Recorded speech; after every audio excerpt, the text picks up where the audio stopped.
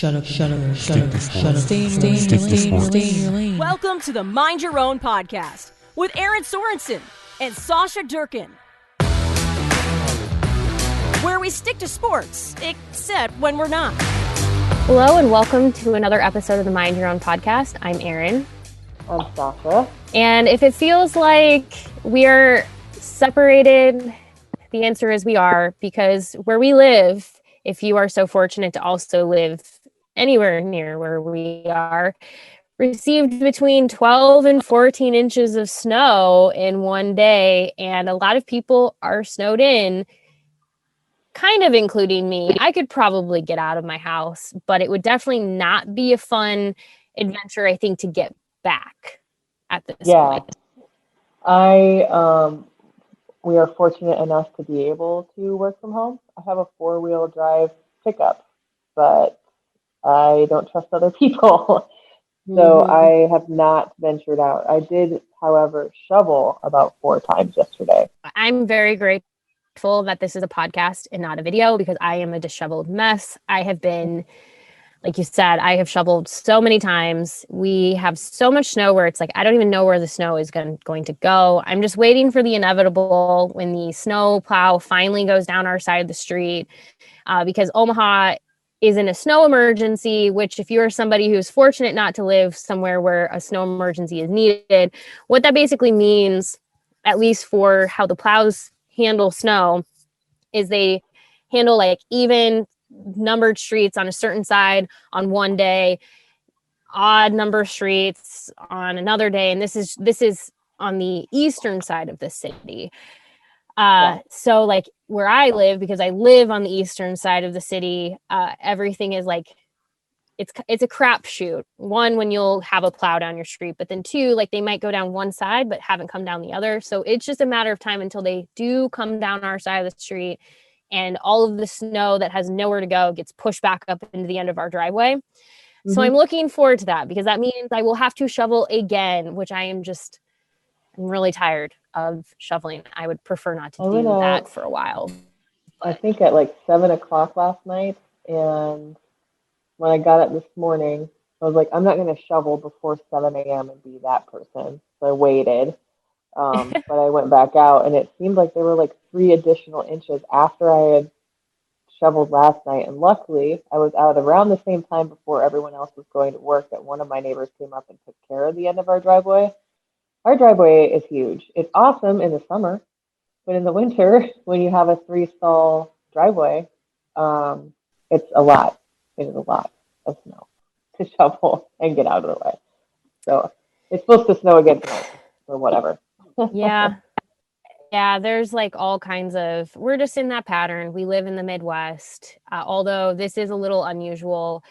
For anyone who's curious, this is the 7th most amount of snow the city of Omaha has received in one day.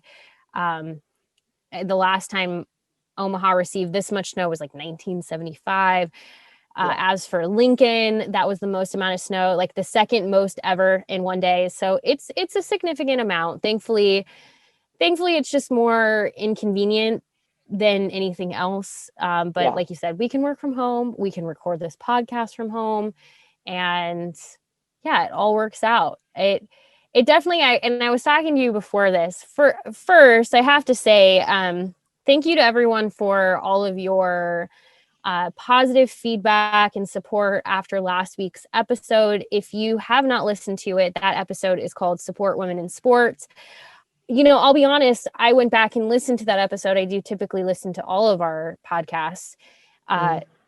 I do listen to all of them. I often do that. No, I always do. But when I felt like we could have even gone further on a lot of what we were talking about. So, you know, I appreciate everyone saying all of your kind words and saying like, thank you for having this conversation. But the reality is like, we were just like, it was like the tip of the iceberg. Like what we're talking about is very much like the tip of the iceberg. And in fact, in the last week, you may, if you're somebody who actively keeps up with kind of what's happening in the sports world. And I don't know, it mostly would be if you're a hockey fan, especially of the National Women's Hockey League. There has been, I was telling Sausha this too, if you're listening. I don't really want to get into talking about Barstool right now because I feel like if I'm going to spend the time and the energy to speak to you about my thoughts on Barstool and sort of the culture that they have cultivated, I'd like to come prepared. I'm definitely not. Mm-hmm. So if you're somebody who is looking for a more in-depth analysis today, it's not going to happen on this episode. But that doesn't mean we won't speak about it more openly going forward. I think we definitely should. Yeah. It's been kind of in the back of my mind since we started this podcast, really. Like if in the event that something like nothing was happening, it would be one of the things that we could spend some time on. But it definitely won't be today for, there has to be I'd have to draw out a tree. Otherwise I will tangent off a lot if I'm not prepared and probably swear a lot.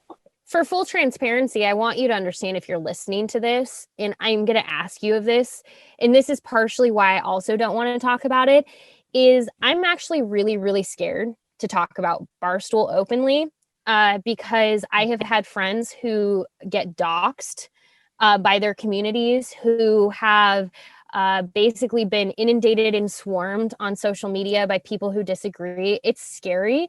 And when I say doxxed, I mean I'm sincerely saying their information has been shared.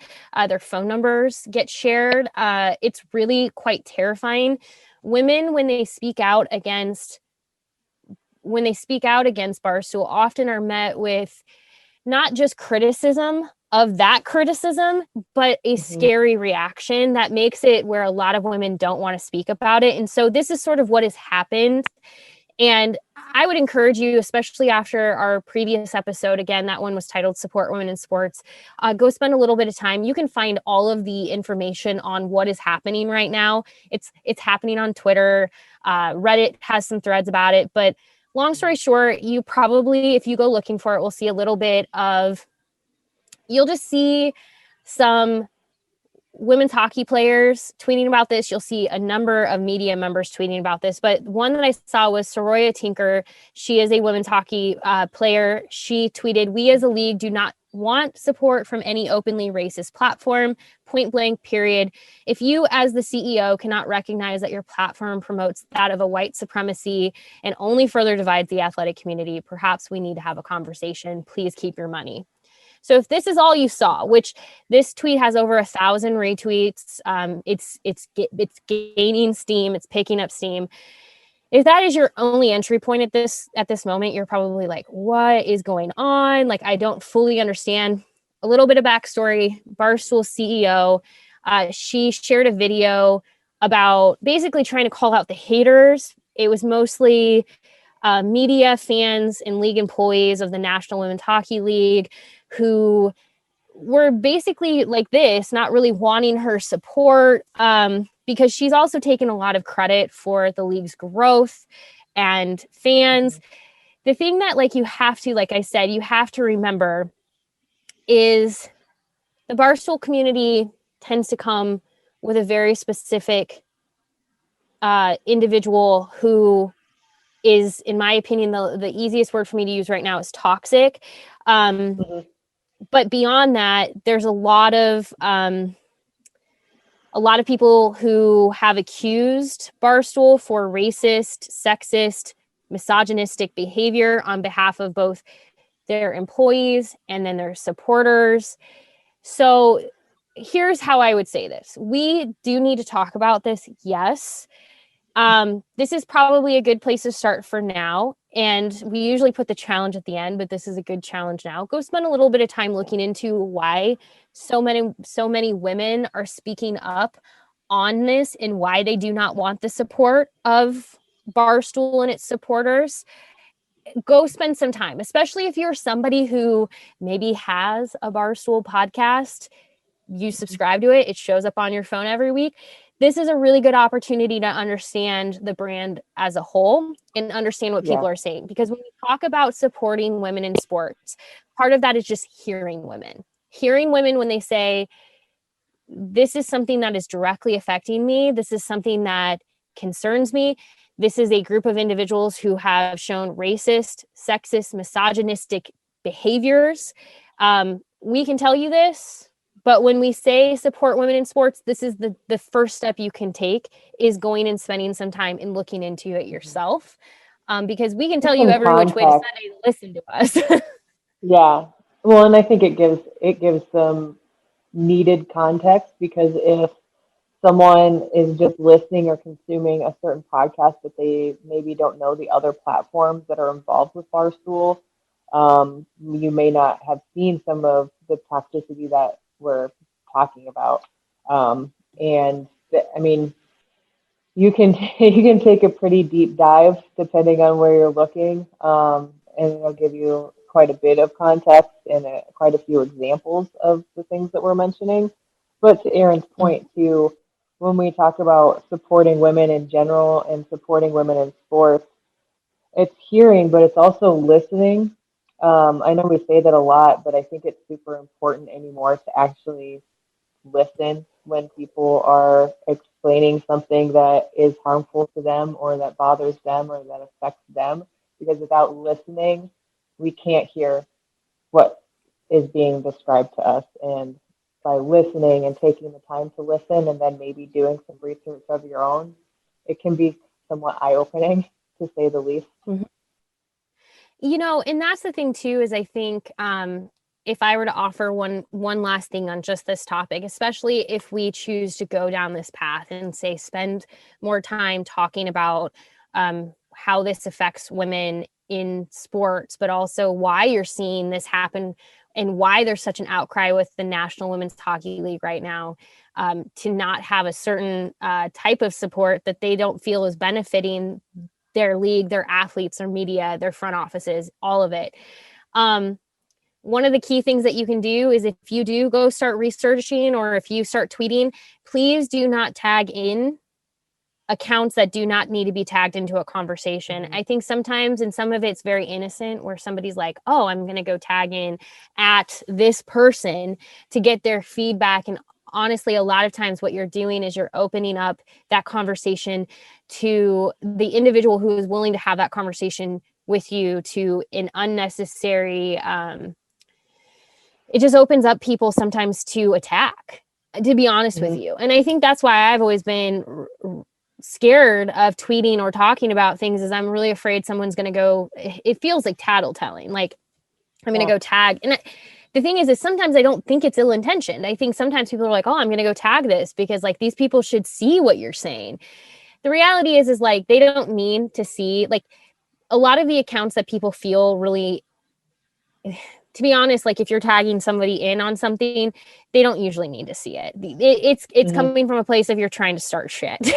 So even if you think that's not what you're doing, it usually that's what it results in. And even if you think that you're doing it like to be like, hey, and not even like you're being like, hey, what the hell is this? And like you're trying to call that person out, and that's why you're tagging them. A lot of times that's where that snowball starts. Like, because then you are allowing them, because they're tagged in something, to be able to retweet that to the people who follow them, who may not be the people that you're trying to get your point across to, that then come back and attack you because they're on that person's side, et cetera, et cetera, et cetera.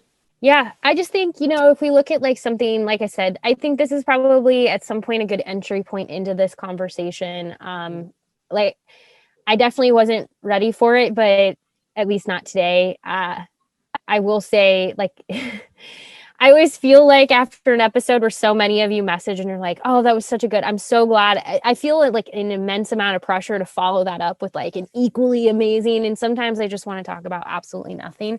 So we'll leave that there. Let's not dive into the world of Barstool just yet. Like I said, one of the things that you can do for us right now is just spend a little bit of time looking into it, especially if maybe you are a casual listener of something that they put out. I know a lot of people who like different things that they share. I know plenty of you probably follow accounts, but it's probably worth doing a little bit of research into why at least in this particular case, because I think it will help open doors to other things, why the National Women's Hockey League is speaking so boldly. And good for them, because like I said, it is really easy to just retreat. I've certainly done it because it's easier to not want to get that type of hate in your mentions.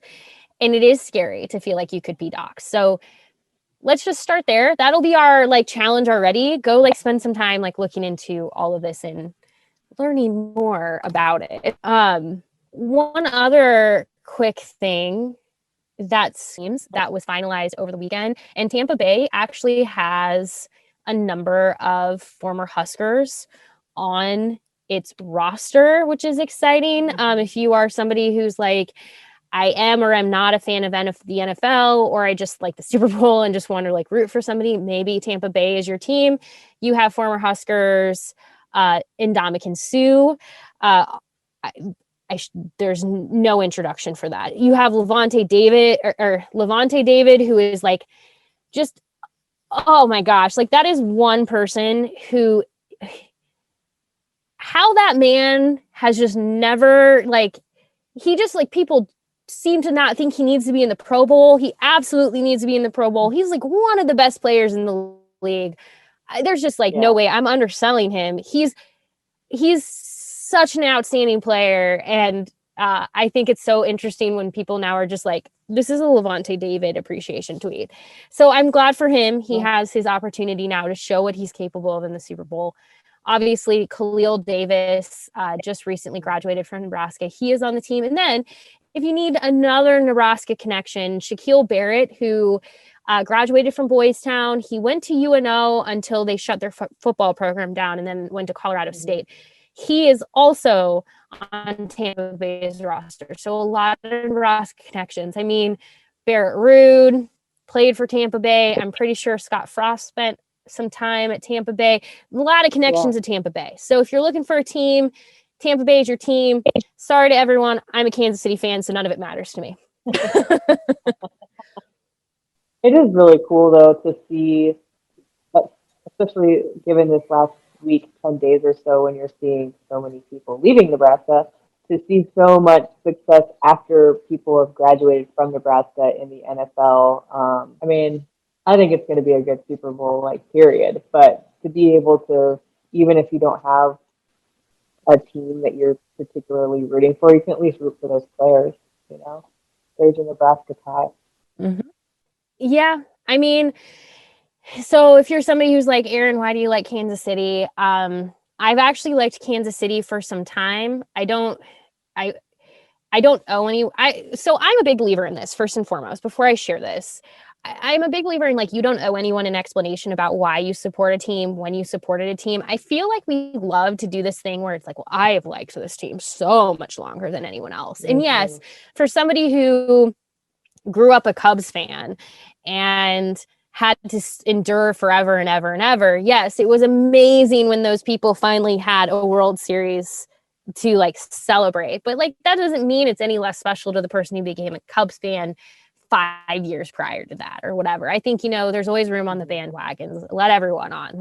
I'm fine with whatever. Now, one of my best friends is from Kansas City. I met her in college. Her family has had season tickets forever. And so I started going to Kansas City Chiefs games and Kansas City Royals games with her family because they have season tickets for both. So, I mean, I started to like the Chiefs probably like mid 2000s and just kind of was like, I don't really have an NFL team. I'm just going to tie myself to this team. The reality is like, if you want to look at what I suffered through I'm going to make Kansas City my team. I just go Google the 2008 Kansas City schedule and just report back to me on what you see, because it's offensive. It is like, I think they won like 2 games. It was awful. Things really started to shift in like 2011, 2012, when Andy Reid was hired, especially, like things really turned around for Kansas City. And then obviously all the credit in the world to Alex Smith. He's an incredible athlete. He really, well, he wasn't the future of Kansas City as far as a quarterback is concerned. He really blazed a trail and was an incredible mentor to Patrick Mahomes before he ultimately took his job. And of course, Patrick Mahomes is just something I don't think anyone could have like really predicted him to be quite as successful as he is and as good as he is. But yeah, for me, like, it'll be exciting to see Nebraska players playing for Tampa Bay. And I just hope I get to watch all of them lose. Right. Yeah. Sorry to the Tampa Bay fans. I think that Kansas City's story over the last few seasons is like really cool. But I also have been a Patriots fan since I was, 4 years old. Um, and granted, Tom Brady wasn't there the entire time, obviously, but I think this brings up a good conversation for me in my mind. Does Tom Brady, he won't, because if we know anything, he won't give up until he's dragged off the field, but this would be a good opportunity for him if they won the Super Bowl to retire because he proved he could do it somewhere else other than New England. It wasn't just Belichick. You know what I mean? Yeah, and I actually saw, like, it seems like he's gets along really well with Tampa Bay's coach, and I think, you know, it's something that like drives me really crazy in sports. And this happens a lot around the LeBron James, Michael Jordan discussion of like who's the greatest of all time. And I'm a big believer that everyone, like, you can have multiple greatest of all time, that people are great in specific time periods. So whereas like Michael Jordan was the greatest at the time he was playing, that doesn't mean LeBron James isn't also the greatest at the time that he is playing. You know, the reality is if the two of them could play each other in their primes, you probably would still see a different level of play between the two of them because they just, like, sports evolve. It's like when we talk about the 1995 Nebraska versus the 2020 Alabama team, that doesn't make one better or worse than the other. It just means like they were great at various time. Like the 1995 college football is very different than 2000 college or 2020 college football. I think we like to do this thing where we're like, who's the best? And I've seen some of that where it's like, is Tom Brady the best athlete that's ever come along? And it's like, he can be one of the best athletes, but like, why do we feel this need to like now, how do you compare Tom Brady to LeBron James? And why would you want to? They're two different athletes playing two entirely different sports. Why? Right. Or like, and I think that I mean, maybe this is just the weird people that I hang out with, but for like last season, there was a lot of conversation of, oh, Patrick Mahomes is going to be better in the long run than Tom Brady ever was. And it's like, okay, first of all, not even the same style of quarterback play. Patrick Mahomes has the craziest throwing motion sometimes I've ever seen in my life. And he's not playing with the same. He does underhand passes. Insane. Yeah. Or the sidearm, and that's the accurate sidearm, I should say. I don't understand the compare and contrast, especially like it's just not the same. Like they didn't play the same college ball, they didn't learn from the same people. Like I don't know. I think it'll just be a really entertaining Super Bowl. And if Tom Brady retires after the season, I will forgive him for leaving. Yeah, he is somebody where you're right. I think he's gonna have to be like dragged off of the field. The thing I would like for him to do though is when he does retire, I would like him not to get to the point where he's forced to retire because he has to. I think when you can leave at the top of your game, as much as hard as that is to do, it ultimately is what you want to do because in the long run it retains this level of your legacy that like I understand I'm not a professional athlete. And in the case of Tom Brady, this is his life. Like, I mean, yeah, you are asking somebody like, hey, stop doing the thing every day that you love to do. And I get that. So part of me is, understanding of I will also never understand, but you don't want to get to the point where I remember when Brett Favre was getting toward the end of his career and people were just getting frustrated with him because they were like, you aren't right. People were actively calling for him to retire. And I'm like, that had to probably feel pretty shitty if you're him, like to feel like people are asking me to leave. I think when you're able to leave in a way, like, I mean, we're watching Phillip Rivers, he's retiring. It seems like Aaron Rodgers may be done. We don't know that officially yet, but same thing with like Drew Brees. I think when you hit a point where you're like, I'm probably not going to get better than I am today, that's probably when you want to retire. The thing with Tom Brady is, I don't know if he's there yet. He's sort of a freak of nature. He is. So yeah, I just like how cool it would be. So like the Brett Favre thing, like he said he was going to retire, then he went to the Vikings, then he said he was going to retire, and then he didn't, and then he went out on a really bad note. That season was terrible. I just that's why. And I don't think Tom Brady would ever get to that point, but like how cool would it be? Like that's just how my brain was thinking about it. That's why I brought it up. Like you leave the Patriots, you had to, like it was probably time to move on. They weren't building around you the way that they were before. You sacrificed some money because of the salary cap to try to get the things that you wanted. Gronk leaves. It says he'll come back if you leave. Like I think it's like a fairy tale ending if they were to win. I know that you don't want that as a Kansas City fan, but I need them to run it back. I need Kansas City to run it back. To be honest with you, and this is where I'm at as like a Kansas City fan, like when I started rooting for Kansas City, never really thought Kansas City could not only compete for a Super Bowl, but win a Super Bowl and then potentially like have the chance to win it back to back. So if the Chiefs are to lose, like I can't be super selfish in this because it's like 2020 winning the Super Bowl was like so amazing. And it's funny when I think about that. That was probably one of the last things I remember doing before the pandemic really hit. I remember we didn't have a party or anything, but I got some like Kansas City themed cookies for my dogs. I just remember it was like a very like it was so fun because I don't often get to be a sports fan, to be honest with you. A lot of people, when you work in sports, it's really hard to just be a fan because you're constantly looking at everything from a perspective of sort of, it's just really hard to kind of like just sit back and relax and enjoy. But the thing with Kansas City and the NFL is I don't really have anything I necessarily have to cover with that.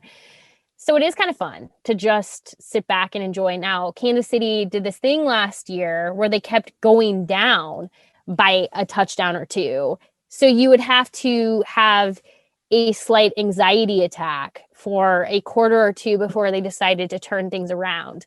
They did that this week. I mean, Kansas City, I think at this point is just toying with people. So we'll see if my emotions can handle it. yeah. It'll be like this is such a crappy thing for me to say as a Patriots fan. Like it really is. Like I'm kind of excited that they're not playing this season for the Super Bowl because those games are that Falcons game. I've told Brian we needed to like I was like if we don't leave at halftime, I'm gonna like get like just out of spirit because it's terrible.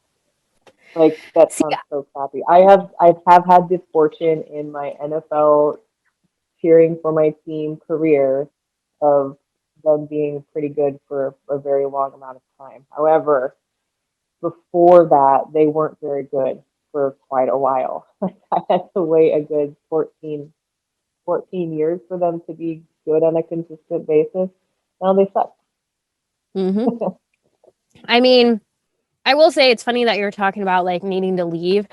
I am not a Super Bowl football, any sport. I don't like watching sports in a crowd of people for two reasons. One, I am just a really bad fan. I knew this even when I was in college and I would go to Nebraska football games because I was the person who was in the stands. Like, I don't like to cheer. I just kind of want to, just want to observe. And so I'm just a really bad fan in general. So I get annoyed because people, like, during games, they want to talk and they want to socialize. And I'm like, I need you all to just not talk anymore. I remember the year that Beyonce did the halftime show, because, like, I live for the commercials, the halftime show, everything. Like, I want the whole experience.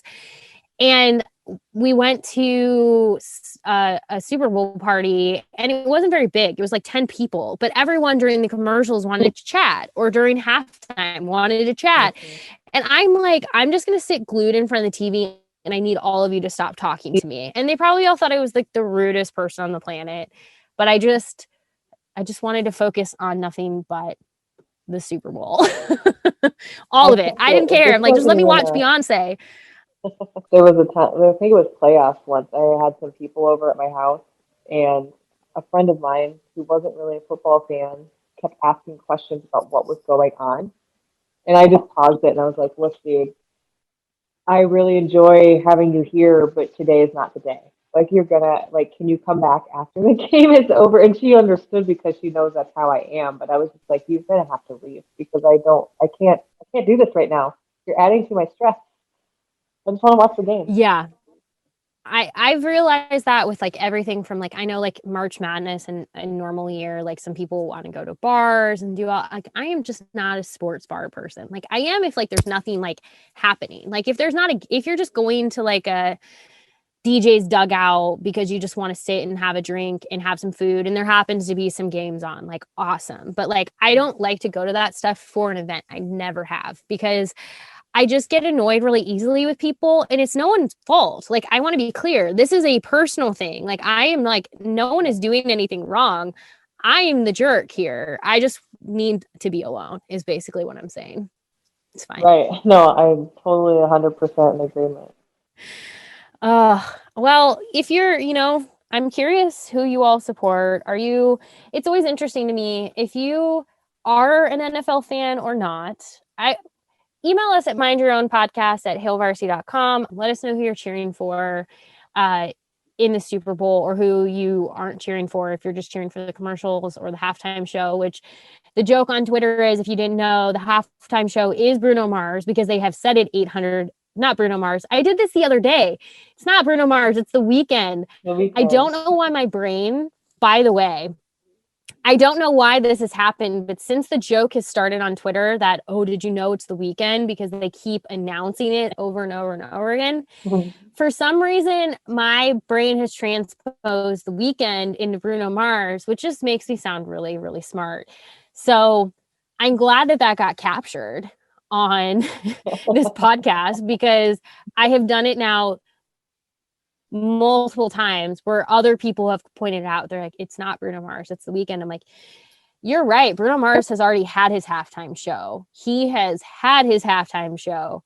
Maybe he'll show up. Maybe I'm like psychic and he's like going to show up and act for like Coldplay's or something, right?